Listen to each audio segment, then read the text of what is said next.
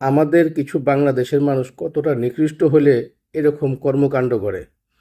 এই ভিডিওটা একজন পাকিস্তানি ভাই তার পেজের মধ্যে আপলোড দিছে, প্রায় 15 মিলিয়ন ভিউ হয়েছে, মানে 1.5 কোটি মানুষ দেখছে। এই 1.5 কোটির মধ্যে অনেকে লাইক করছে, কমেন্ট করছে, শেয়ার করছে, এবং অনেকে আমাদের দেশ নিয়ে যে কত ধরনের কথা কইছে। তো এখন কথা হইলো কি, এই যে সোশ্যাল মিডিয়াতে কয়েকদিন আগে আমাকে এক প্রবাসী ভাই কইছে একটা কথাটা আসলে তার যুক্তি আছে। আমরা 11টা মাস যদি নিজের টাকায় যদি কিনা খাইতে পারি, তো 1 মাসের জন্য ওখানে যাই মারামারির দরকার কি, লাইনে খাড়া দরকার কি? কিনা খাইতে পারি না? পারি।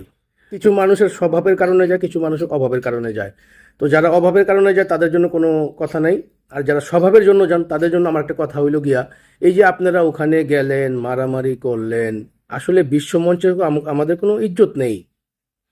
তবে যারা আরব দেশগুলোতে বা বিশ্বের যে কোনো দেশের মধ্যে যে ফ্রি খাওয়ানোর লেগে যাইতেছেন, সবসময় মাথায় রাখবেন এই খাবারটা আল্লাহর তার দেওয়া একটা নেয়ামত। যাই সামনে আহে চুপচাপ খান, ভাগে পাইলে আলহামদুলিল্লাহ কন, না পাইলেও আলহামদুলিল্লাহ কন। এই যে মারামারি করেন না, এটা কিন্তু কোনো মানুষত্ব না।